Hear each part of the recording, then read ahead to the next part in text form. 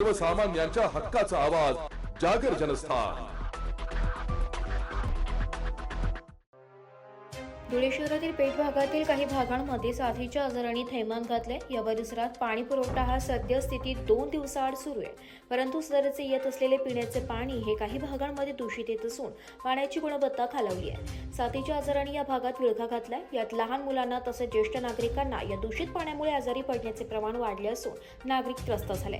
शिवसेनेचे उपमहानगर प्रमुख कैलास मराठे यांनी वेळोवेळी महापालिका प्रशासनाला पाण्याची गुणवत्ता तपासावी असे सांगितलेले असतानाही याकडे पालिका प्रशासनाने दुर्लक्ष केले।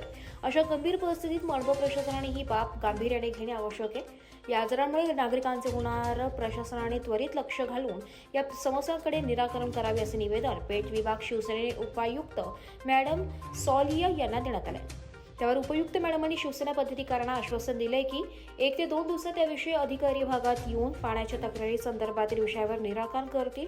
कैलास मराठे यांनी इशारा देत अन्यथा भागातील नागरिक तसेच शिवसैनिक यांना सोबत घेऊन महापालिका प्रशासनाच्या विरोधात शिवसेना स्टाईलने उत्तर दिले जाईल, याची दखल घ्यावी।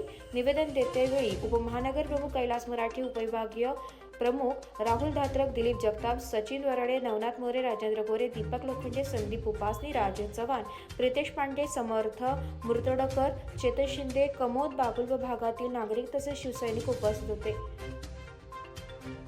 जागर जनस्थानकरिता रूपक बिरारी, धुळे। नाशिककरांसाठी जाहीर आवाहन। पावसाळ्यात अतिसार, गॅस्ट्रो, कॉलरा यांसारखे दूषित पाण्यामुळे होणारे आजार होऊ नयेत म्हणून उघड्यावरील अन्नपदार्थ व कापलेली फळे खाऊ नका। पिण्याचे पाणी गाळून 10 मिनिटे उकळून प्या। जेवणापूर्वी व बाळास भरवण्यापूर्वी हात स्वच्छ धुवा। ताक, शहाळ्याचे पाणी, डाळीचे पाणी भरपूर प्रमाणात प्या आणि ताज्या अन्नपदार्थांचे सेवन करा। रोगाची लागण झाल्यास त्वरित डॉक्टरांचा सल्ला घ्या। स्वच्छता पाळा, रोग टाळा। सार्वजनिक आरोग्य विभाग मनपा नाशिक द्वारे जनहितार्थ प्रसारित।